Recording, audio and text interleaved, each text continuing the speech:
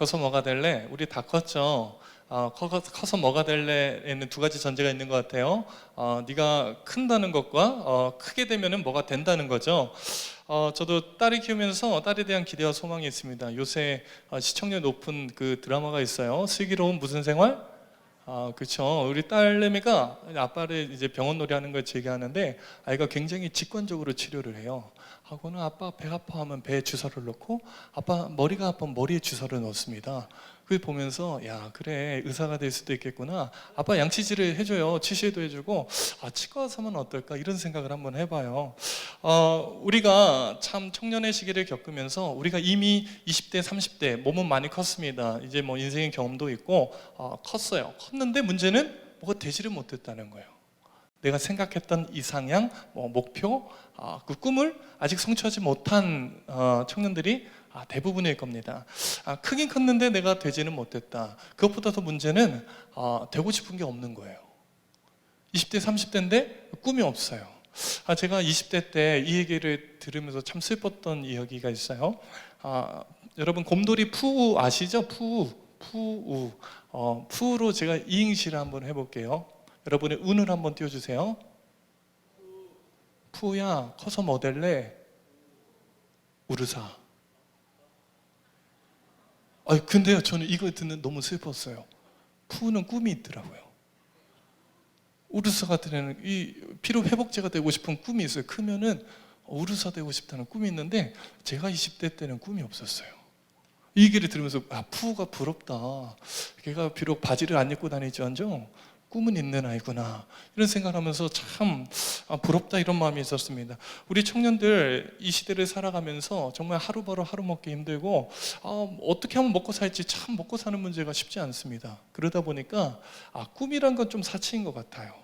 그냥 오늘을 즐기자, 오늘의 삶을 그냥 살아가자 뭐 이런 방식으로 삶을 살아가는 것이 아닐까 생각을 해봐요. 우리 삶의 자리에서도 그렇고 영적인 자리도 마찬가지입니다.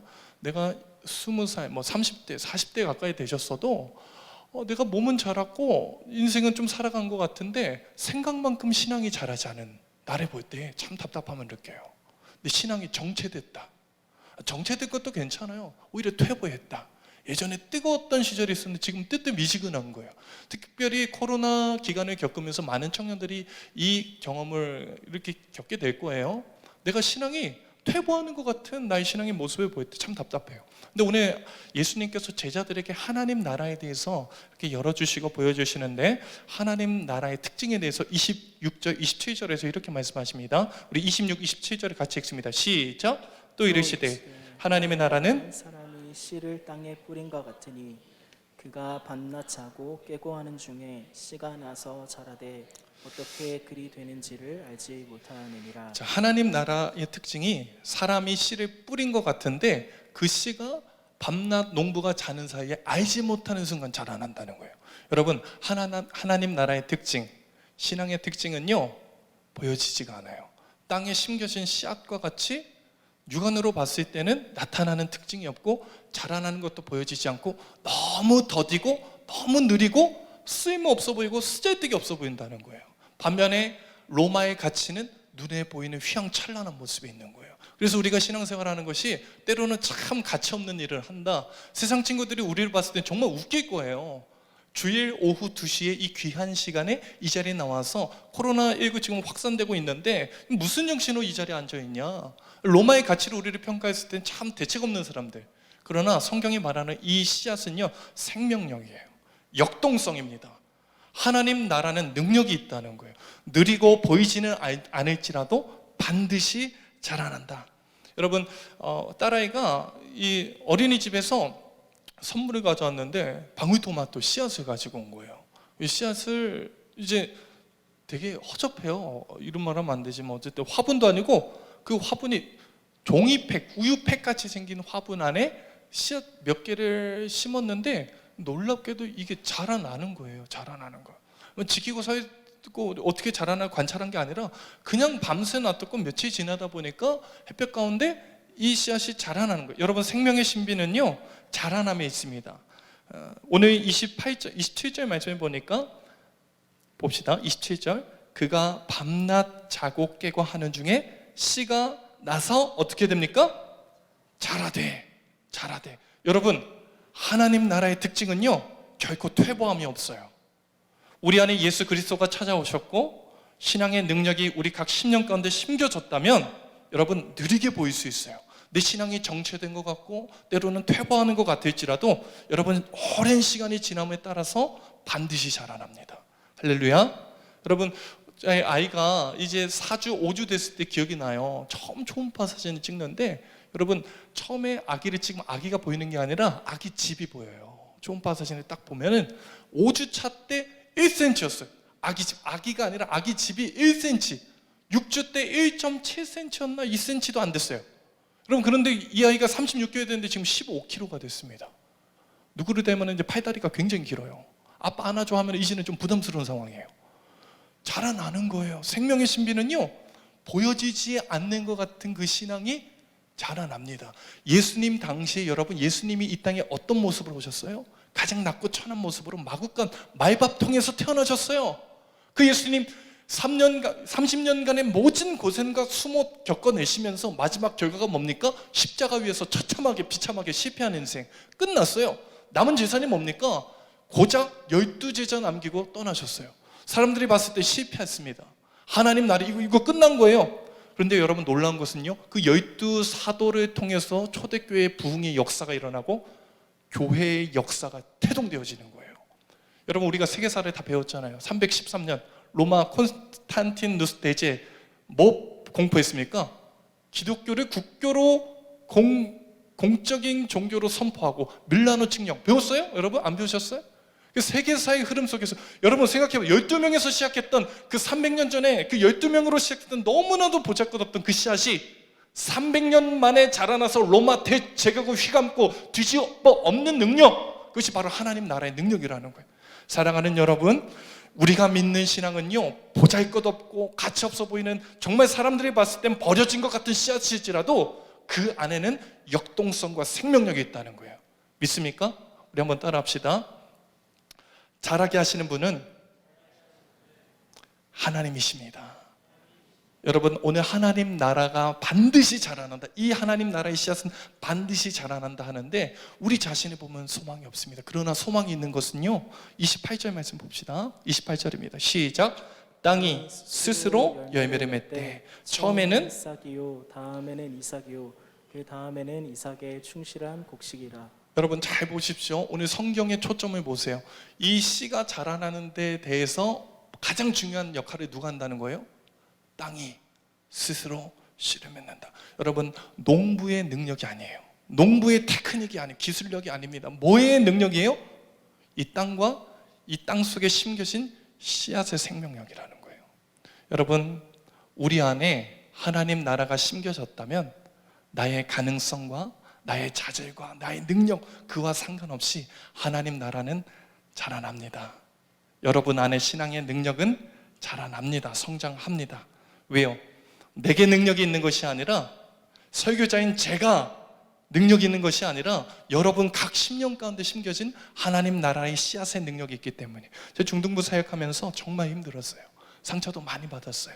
여러분, 우리 청년들은요, 정말 예배 드리는 태도 진짜 최상급이에요. 물론 반응은 별로 없지만 여러분의 태도와 면면을 봤을 때는 너무 감사해요. 중등부 아이들은요, 제가 6년간 청소년 사역을 했잖아요. 아이들이 진짜 정말 별거를 다 봤어요. 핸드폰은 하는 애, 뭐 이어폰 꽂고 있는 애, 엎어져 자는 애, 그냥 그 유체 이탈하는 애, 뭐 별의별 애들, 심지어 화장하는 애도 봤어요. 예배 시간에. 그런 아이들 데리고 말씀 막 10시간, 15시간 준비해서 막 선포했는데 어느 날 한 아이가, 목사님 너무 좋았어요. 뭐가 좋았는데? 너무 흐뭇해서 뭐가 좋았는데? 오늘 말씀 짧아서 좋았어요. 이럴 때 얼마나 좌절이 되는지 몰라요. 아이들은요, 제가 설교하는 걸 좋아하는 줄 알아요. 기도회를 좋아하는 줄 알아요. 여러분, 수련회 한번 인도하고 나면 제가 링게를 봐줘요.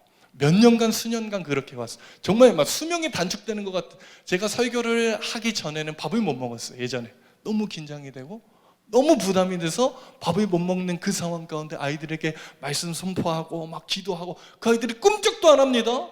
정말 놀랍게 꿈쩍도 안 하는. 그런데요, 이 아이들이 깨어나는 순간이 있어요. 기도회 다 끝날 때쯤에 이제 간식이 들어오는 그 타이밍이 있어요. 딱 문이 열리고 치킨이 딱 들어올 때에 아이들이 잠자던 영혼들이 깨어나는 거예요. 장난 아니에요. 애들이 그 노래 그 치킨의 임재 안에서 뭐 그 찬양이 딱 맞대. 치킨의 임재 안에서 권능의 날개 아래서 그의 능하신 행동을 인하여 찬양이 하면 아이들이 죽었던 영혼들이 살아나는 것들을 바라보면서 제가 얼마나 좌절했는지 몰라요. 그래서 제가 중등부 사역을 지금 여기 중등부 교사들이 있죠. 이분들은요 요단강을 건너신 분들이에요. 건너갔다 오신 분들, 정말 인격 수영장들, 이 선교사들인데 와 여러분 이 중등부 사역을 제가 딱 정의하기 딱 이거예요. 밑 빠진 덕에 물 붓기다.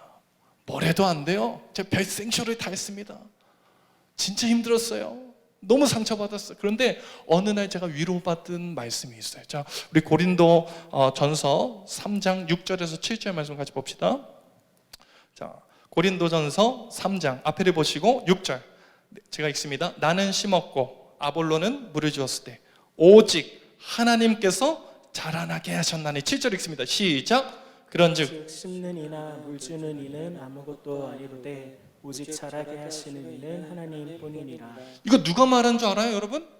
위대한 대사도인 바울이 말했어요. 바울이 말하면 야 내가 심었고 아볼로는 물 줬어. 그런데 진짜 궁극적으로 자라나게 하는 분은 하나님이시더라. 설교자가 얼마나 화려한 테크닉으로 능력 있게 설교를 잘해서가 아니라 하나님 나라의 씨앗이 그 사람 심령 가운데 심겨져 있다면 그 씨앗에 생명력이 있는 거야. 하나님이 자라게, 오직 누가 자라게 하신다는 거예요? 여러분 제가 그 다음부터는 실망을 별로 안 해요. 제 청년부 와서도 처음에 맞아요. 작년까지 좀 실망을 했어요. 제가 청년들 딱 서서 중등부랑 다를 거다. 설교하면 청년들 뒤집어질 것이다 생각하고 딱 단에 섰는데요. 제 속이 뒤집어졌어요. 반응 지금도 없잖아요. 제 그런 가운데 제 마음이 힘들 때마다 나는 심었고 아볼로는 물을 주었을 때 자라나게 하시는 이는 오직 하나님이시다. 하나님에게 능력이 있다. 사랑하는 여러분, 한번 다시 따라합시다. 자라나게 하시는 분은 하나님이십니다. 여러분 하나님 나라의 씨앗은요 반드시 자라납니다. 그 안엔 생명력이 있기 때문이에요. 여러분 함께 동역하는 우리 간사님들, 우리 리더님들 꼭 기억하십시오. 그 현실을 바라봤을 때는 밑 빠진 독에 물 붓기 같을 거예요. 하지만 여러분 그 밑 빠진 독일지라도 하나님의 역사는 이루어지고 있어요. 지금도 지속되고 있어요. 하나님 나라는 결코 퇴보하지 않습니다. 중단되지 않습니다. 멈추지 않습니다. 느리고 연약해 보일지라도 그 씨앗은 반드시 자라난다는 거예요. 그래서 우리가 할 일은 끊임없이 말씀의 씨앗을 심고 그 영혼들을 사랑으로 품어내는 것. 사랑하는 여러분, 예수님께서 제자들을 바라봤을 때 애들이요 3년간 먹이고 입히고 동거동락했지만 불신자 수준이에요. 베드로 뭐 보면은 난리도 아니고. 그런데 예수님께서 그들의 현재 모습을 바라보시는 게 아니라 그들 안에 태동된 하나님 나라를 바라보시면서 끝까지 인내하시고 그들을 섬기셨습니다. 사랑하는 여러분, 하나님 나라는 반드시 자라납니다. 성장합니다. 지금도 성장하고 있습니다. 2000년 기독교 역사는 결코 뒤로 퇴보된 적이 없어요. 한 번도 사라진 적도 없고 그 안에 능력이 쇠퇴된 적도 없어요. 개교회는 사라지고 각 교회들은 약화되고 뭐 성장하기도 하지만 전체 큰 숲 안에서 하나님 나라는 결코 퇴보한 적이 없습니다. 사랑하는 여러분, 여러분 안에 숨겨진 그 하나님 나라는 지금도 자라고 있음을 믿으시기 바랍니다. 그런데 믿으라고 했는데 나의 현실을 보면은 아닌 것 같아요. 여전히 자라지 않습니다. 믿어지지가 않아요. 수십 년간 예수 믿었는데 내가 봤을 때 참 연약해요. 내가 믿음 있는 사람인가 신앙인인가 참 내 스스로가 부끄러질 때가 한두 번이 아닙니다. 자, 이 하나님 나라의 특징이 다시 한번 봅시다. 28절 말씀 보니까 땅이 스스로 열매를 맺되 처음에는 뭐예요? 싹이요. 다음에는 이삭이요. 그 다음에는 한 방에 이삭에 충실한 곡식 빰 이렇게 만들어집니까? 아니라는 거예요. 순서와 과정이 있다는 거예요. 여러분 꼭 기억하십시오. 하나님 나라의 그 완성은요 우리가 죽는 순간까지 완성되어져 가는 거예요. 만들어져 가는 거예요. 우리가 스스로를 봤을 때 답이 없어 보여요. 신앙 있는 우리 리더 또는 간사님들, 뭐 목회자, 담임 목사님 봤을 때 야, 나는 언제 저렇게 자라나지? 왜 이렇게 나는 신앙이 없을까? 여러분, 그것이 아닙니다. 신앙은 갑자기 생겨나는 것이 아니라 그 과정을 통해서 처음에는 새싹입니다. 그 다음에는요, 이삭이에요. 그 다음에는 이삭의 충실한 곡식으로 맺어져 가는 것이 하나님 나라의 특징이라는 거예요. 여러분, 베드로를 보세요. 예수님 제자지만, 수제자지만 SC가 뭔지 알아요, 여러분? 센 척하는 바보 형이에요. 동네 바보 형이에요, 진짜. 뭐만 하면 막 앞서기 좋아하고, 뭐 화나면 막 칼 뽑아서 막 말고 귀 떨어뜨리기나 하고, 정말 대책 없는 그 형님이, 그 베드로가 초대교회를 움직이는 대사도가 되잖아요. 한 번 설교할 때 3,000명씩 5,000명씩 회개하고 돌아오는 그 위대한 설교자가 됐는데, 한 번에 그 베드로가 베드로 됐을까요? 처음엔 그러지 않았어요. 여러분, 분명히 우리가 자라나고 있는데 그 순간순간들마다 하나님께서 우리를 붙들고 계시고 우리를 키워내고 계시고 그 과정이 있다는 거예요. 여러분, 오늘 마가복음의 저자가 누굽니까? 마가죠. 자, 이 마가의 성장 과정을 한번 봅시다. 처음에 어떤 사람이었는가? 마가복음 14장 51절에서 52절 봅시다. 앞에를 보시고 마가복음 14장 51절에서 52절. 제가 읽습니다. 한 청년이 벗은 몸에 배 혼니부를 두르고 예수를 따라가다가 무리에게 잡히매 배 혼니부를 버리고 벗은 몸으로 도망하니라. 누구일까요? 이 사람, 이 한 청년. 자기 자신을 표현하는 거예요.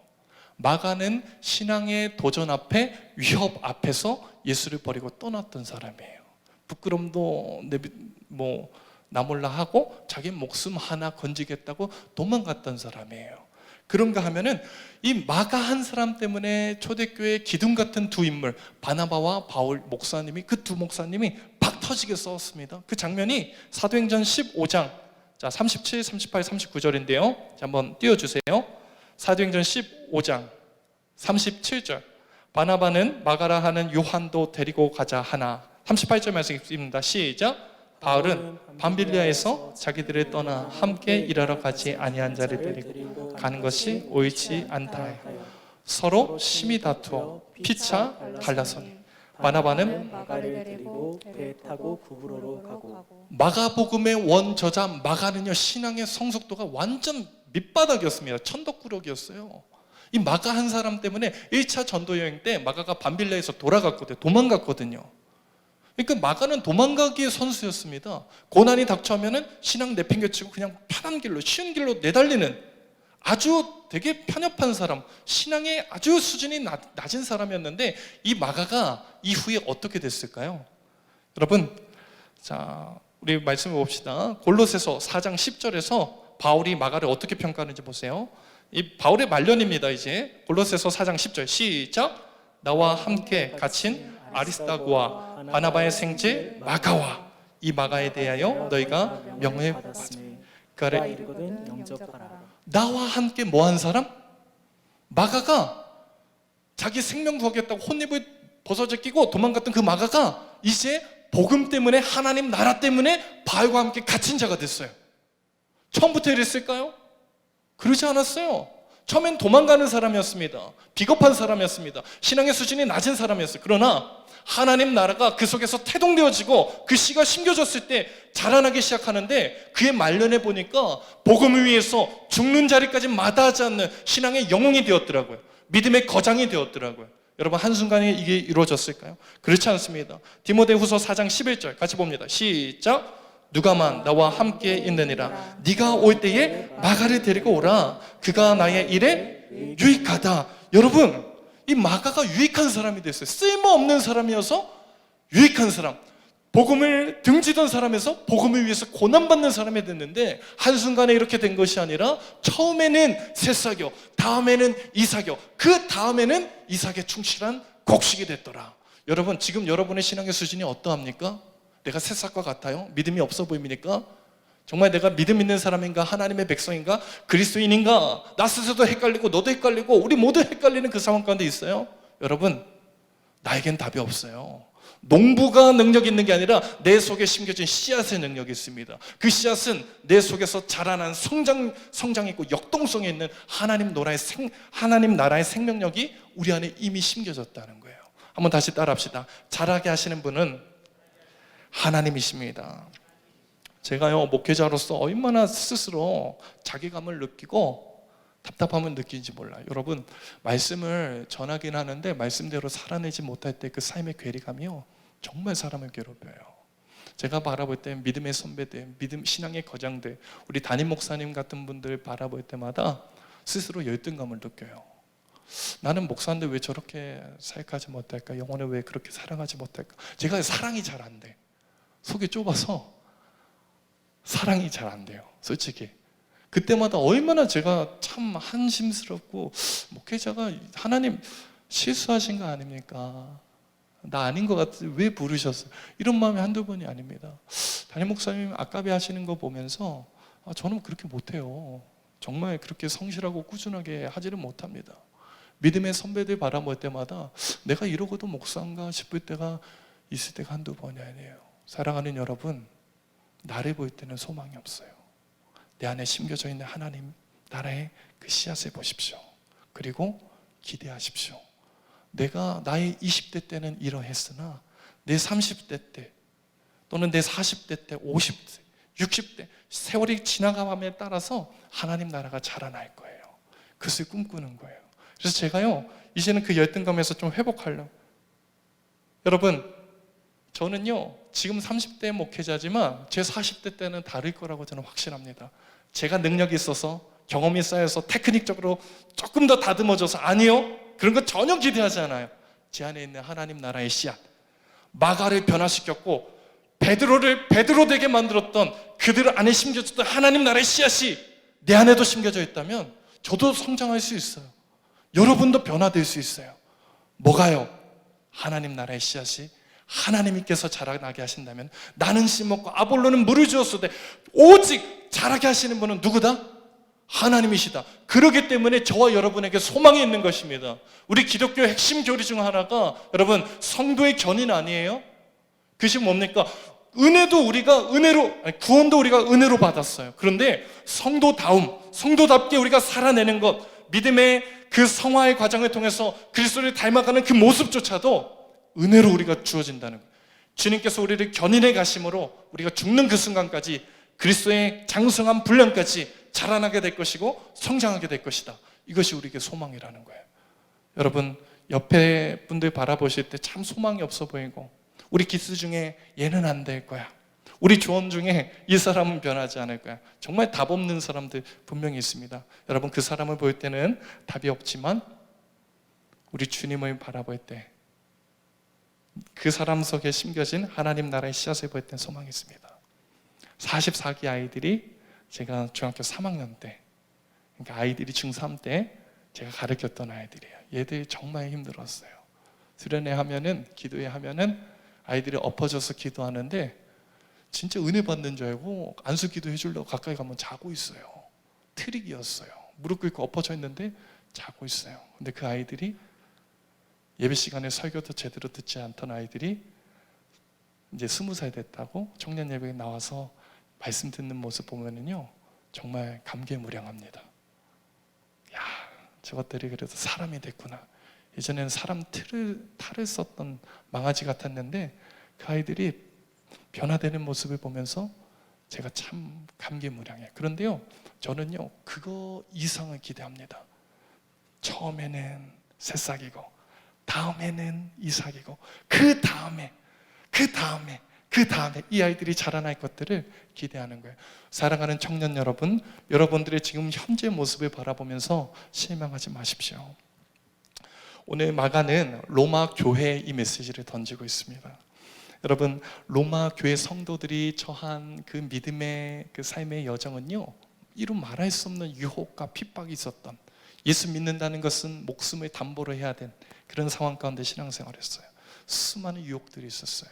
가이사에게 절을 한번 하면은요 먹고 살 길이 해결되는 거예요. 그러나 믿음 지킨다는 이유 때문에 신앙의 핍박을 받던 사람들, 여러분 모두가 신앙의 정절을 지켰을까요? 그렇지 않습니다. 당시에도 로마에 같이 세속화의 물결에 유혹을 받고 쓰러지고 넘어지는 수많은 성도들이 있었어요. 그들이 느꼈던 자괴감과 스스로를 비판하는, 정말 스스로 내가 이러고도 신앙인인가 하는 그들을 향해서 마가가 던진 메시지가 이것입니다. 자라게 하시는 분은 하나님이시다. 여러분, 우리 청년들이 이 시대 가운데에 신앙생활하기 너무 어렵습니다. 최근 조사에 따르면 대학생 10명 중에 이제 8명이 혼전 성관계를 했다. 그래요. 이 시대가 그렇습니다. 시대가 그래요. 나의 성결을 지키고 나의 순결을 지켜내는 것, 이 별로 중요한 가치가 아니에요. 예수 믿지만 술자리 가서 소주 한 잔, 맥주 한 잔, 소맥 한 잔, 여러분 넘어진 청년들이 있을 겁니다. 그때마다 우리 가운데 열등감과 자괴감과 스스로의 비난하는 스스로의 정죄감이 막 물밀듯 일어날 거예요. 내가 이러고도 성도인가? 막 클럽 가서 놀고 술 한잔 하고 세상 친구들과 어울려서 놀고 성적인 유혹과 타락 가운데 빠진 청년들 이 자리 가운데도 있을 거예요. 여러분, 저는 여러분들에게 면죄부를 주고 싶지 않습니다. 하지만 그 자리 가운데 머물러서 스스로를 정죄하고 거기서 일어서지 못하고 스스로 답답한 가운데 하나님 앞에서 나아갈 수도 없는 그 자리, 여러분 일어나십시오. 오늘 성경은 말하고 있습니다. 처음에는, 그 다음에는 신앙의 자람과 성숙이 있다. 여러분, 그 자리에서 머물러 서서는 안 됩니다. 오늘 성경은 말하고 있어요. 자라게 하시는 이가 하나님이시니 그 자리에서 일어서서 하나님께서 보여주시는 그 영광의 신앙의 자리로 다시 일어서라. 여러분, 그 자리에서 포기하지 마시고 다시 일어서십시오. 자라게 하시는 분은 오직 하나님이십니다. 여러분, 그 하나님을 기대하고 다시 일어서시면 되는 거예요. 자라게 하시는 분은 오직 하나님이십니다. 그런가 하면 여러분, 하나님께서 자라게 하시는데, 우리의 목적은요, 자람 그 자체가 아닙니다. 성장 자체가 목적이 아니라 그 성장을 통한 쓰임이 목적이에요. 우리 한번 따라 합시다. 크기보다 쓰임이 더 중요합니다. 여러분 보십시오. 자, 29절 말씀을 봅시다. 29절입니다. 시작. 열매가 익으면 곧 낫을 되나니 이는 추수 때가 이르렀습니다. 여러분, 열매가 익으면요 뭘 해야 돼요? 추수해야죠. 수확해야죠. 열매 읽는 그 자체가 목적이 아니에요. 자라나고 성장하고 열매 맺었으면 그것을 따다가 사람들에게 공급하고 사람을 즐겁게 하는 것, 그 열매의 목적은요 섬김에 있습니다. 여러분, 우리 영적으로 성숙했다는 그 삶의 지표가 뭘까요? 그 성숙도의 그 기준이 뭘까요? 자람 자체가 목적이 아니에요. 예배 잘 드리는 게 목적이 아닙니다. 뭐 기도 열심히 하고 큐티 열심히 하는 것 그 자체, 그 자람 자체가 목적이 아니라 그것을 통해서 다른 일을 세워가고 다른 일을 행복하게 하고 다른 일을 섬겨가는 것. 여러분, 자람보다 더 중요한 것은, 내가 성장하고 자라고 커지는 것보다 더 중요한 것은 그 열매를 어떻게 쓰느냐, 쓰임이 더 중요하다는 거예요. 오늘 성경은 말합니다. 여러분, 29절의 메시지는 심판과도 관련이 있지만 저는 각도를 조금 달리해서 이 부분을 열매 맺은 이후에 무엇을 할까, 낫으로 열매를 따는 그 추수 이후에 무엇이 될까, 그것을 바로 30절, 31절, 32절 문맥과 연결해서 좀 생각을 해봤으면 좋겠어요.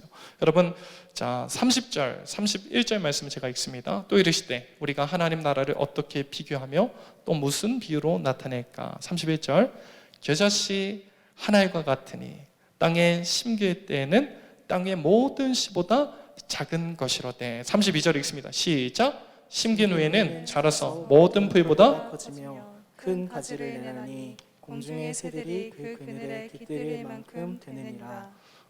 대부분의 사람들은요 이 본문에 대할 때 크기와 성장에 관심을 가져요.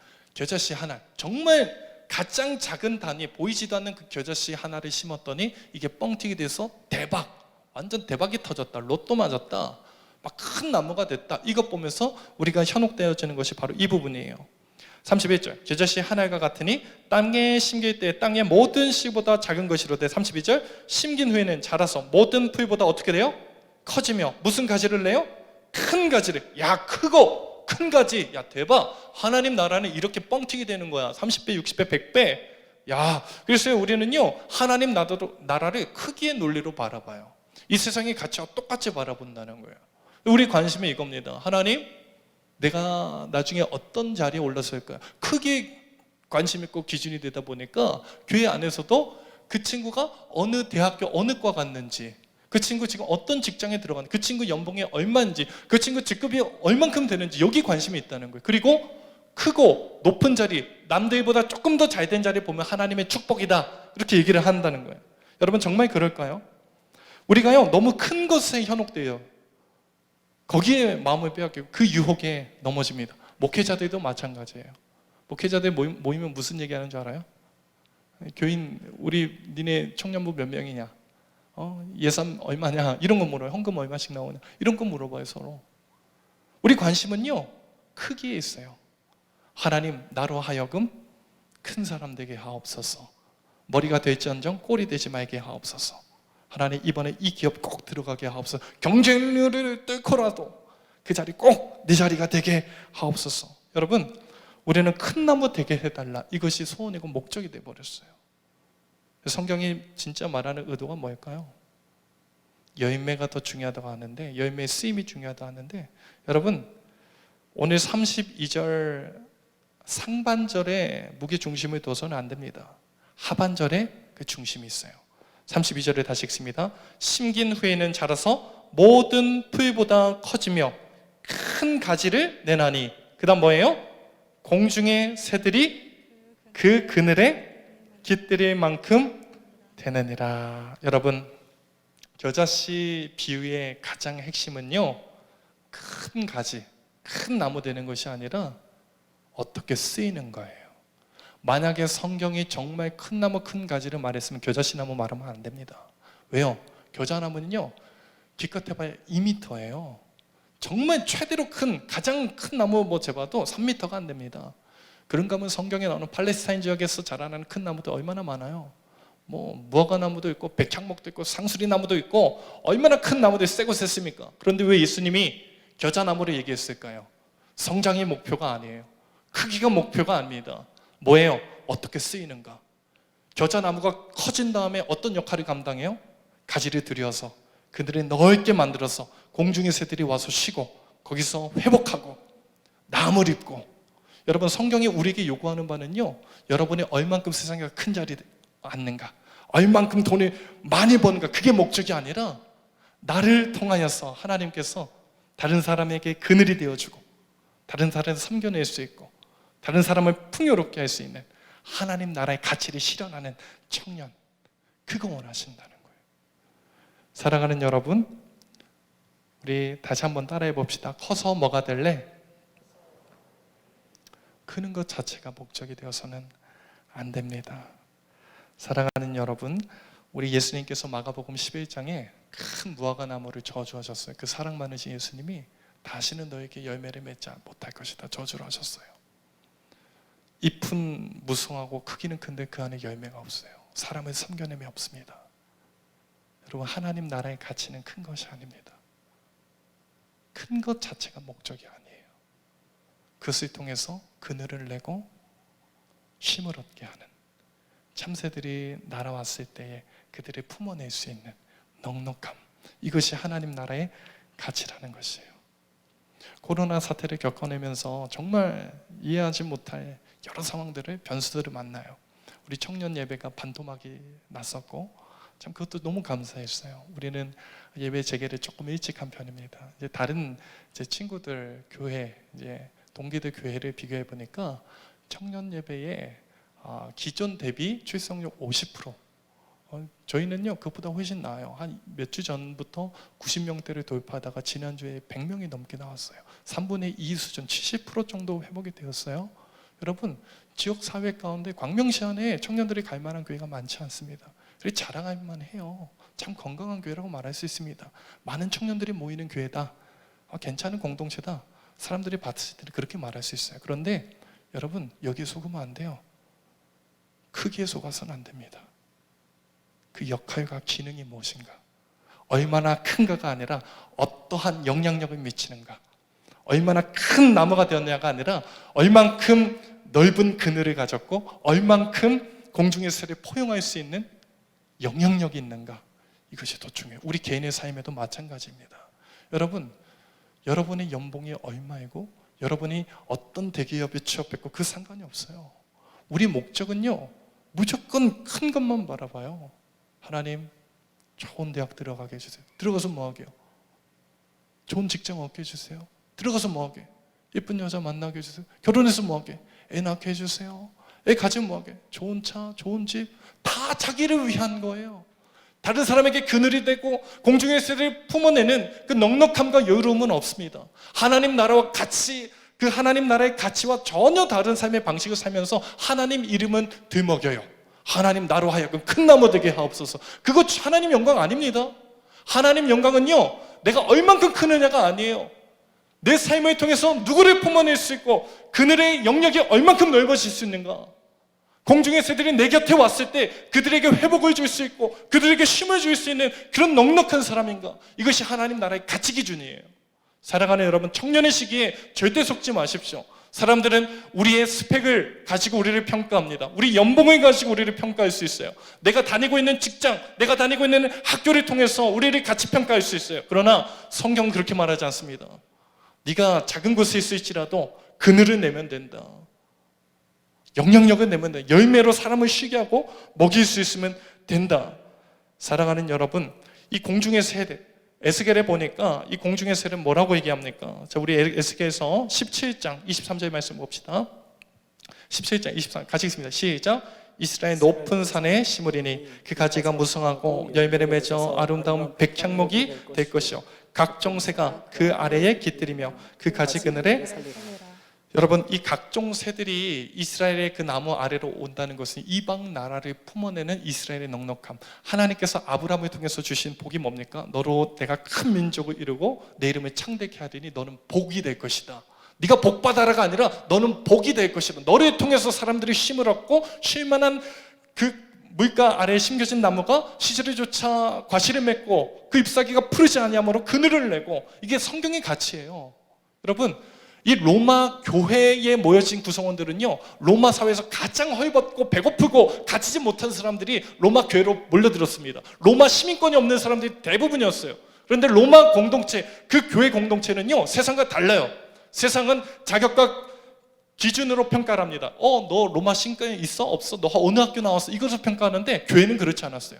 이방에 날라오는 새들, 혈통이 어떻건, 민족이 어떻건, 성별이 어떻건, 나이가 어떻건 상관없이 받아들이는 공동체, 넉넉한 공동체, 세상과 전혀 다른 방식과 방향으로 나가는 공동체, 그게 하나님 나라의 가치라는 거예요. 그게 교회 공동체가 되고 우리 서울반석교 청년부가 그 가치로 나아가야 된다는 거예요. 그렇다면 우리는 크지 말아야 될 거예요. 여러분, 아닙니다. 여러분, 하나님 나라의 그 가치대로 쓰임받기 위해서는 우리가 자라나야 돼요. 이거 헷갈리시면 안 돼요. 자라는 것 자체가 목적이 아니에요. 자라나는 것보다 더 중요한 것이 쓰임 받는 것인데, 어떻게 쓰이는가인데요, 여러분, 쓰임 받고 싶으면 자라야 돼요. 쓰임 자체가 목적이 되기 위해서는 여러분이 실력을 갈고 닦아야 됩니다. 영적인 수준뿐만 아니라 세상에서도 실력 가지셔야 돼요. 여러분, 겸손과 무능력함을 혼동해서는 안 됩니다. 공부 못하는 게 자랑입니까? 스펙 낮은 게 자랑이에요? 여러분, 진짜 그리스도인 청년들은요, 진짜 열심히 살아야 돼요. 돈 잘 벌어야 됩니다. 이 자리에서 부자들 많이 나요. 왜? 나 먹고 살려고? 아니요. 남들에게 그늘이 되기 위해서, 돈 잘 쓰기 위해서 잘 버셔야 돼요. 여러분, 남들은요, 내 점수 올리려고 공부하는데 과 탑이 되어서 다른 친구들에게 막 족보 주고 알려주기 위해서 공부, 대충 해서는 나 먹고 살기도 힘들어요. 공부 대충 해서는 안 됩니다. 영업 열심히 하셔야 돼요. 영업 열심히 하셔서 최고 사원 되셔서 그 비법 알려주라고요. 이게 하나님 나라의 가치라니까요. 잘하지도 않고 그냥 작은 1m 자라가지고 그늘이 얼만큼 되겠습니까? 여러분이 여러분의 그 자리와 영역에서 최고가 되세요. 그래서 그 자리에서 나만 잘 먹고 잘 산다는 로마의 가치를 깨부시고 하나님 나라의 가치, 공중의 새들이 와서 깃들일 수 있는, 쉬어갈 수 있는, 회복을 일으킬 수 있는 큰 나무가 되어서 그 그늘 아래서 여러분, 그들을 섬겨내는 거 멋있지 않아요? 이 시대의 청년들이 꿈꿔야 될 하나님 나라의 가치가 바로 이것입니다. 사랑하는 여러분, 우리는 로마의 가치로 이 땅을 살지 않습니다. 돈 버는 것 자체가 목적이 되어서는 안 돼요. 10억 주면 1년 감옥 가도 된다. 초등학생 10명 중 2명 오케이. 중학생 10명 중 3명 오케이. 고등학생 10명 중 4명 4.5명 엄밀히 말해서 오케이. 저는요 초등학생, 중학생, 고등학생 너무 순수하다고 생각해요. 우리 청년들이었으면 10명 중 9명 오케이. 여러분 이거 대박 아니에요? 1년 주면 1년 감옥 들어가면 10억 준다고 하는데 하나님 나라의 가치는 그것이 아닙니다. 돈이 목적이 돼서는 안 돼요. 여러분 우리 쾌락 자체가 목적이 되어서는 안 됩니다. 섬겨내는 것, 열매를 맺어가는 것, 세상과 다른 가치와 방향으로 살아내는 것, 연약한 자들이 품어내는 것, 남을 주기 위해서 공부하고 남에게 쓰기 위해서 돈 버는 것, 이것이 하나님 나라의 가치입니다. 말씀을 줄여 마칩니다. 여러분 제가 이제 주중에 이 찬양을 들으면서 참 은혜가 돼서 우리 간사님한테 부탁을 했어요. 믿음과 삶이라는 찬양인데 가사를 한번 들어보세요.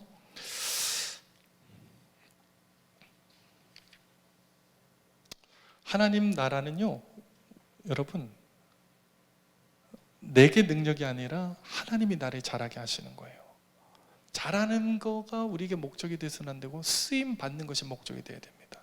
그런데 여러분 그 하나님께서 나를 잘하게 하심을 경험해야지만 우리가 그 목적대로 쓰일 수 있습니다.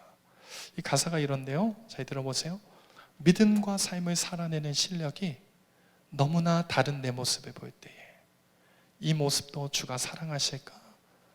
자신 없는 내 모습 그저 주님 앞에 있네. 나 같은 자도 사랑하여 주시고 한 번도 나를 떠나지 않으셨네. 아픔 속에 주를 작게 여긴 날 꾸짖지 않으시고 내 손 잡아주시네. 이 부분이 중요한데요, 보세요. 오직 주님 안에 두려움 없고 고난을 통해 나의 만드심을 믿네. 주님만이 내 모든 것 되시네. 주의 강한 손 날 붙드시네. 여러분 우리 자신을 봤을 때 참 답이 없고 연약해 보이는 모습을 볼 때마다 나를 붙드시는 그 강한 손, 지금도 내 안에 태동하고 있는 하나님 나라의 신비와 그 생명력을 기억하시면서 여러분 오늘도 믿음의 삶을 꾸준히 살아내시는 저와 여러분 되길 소망합니다.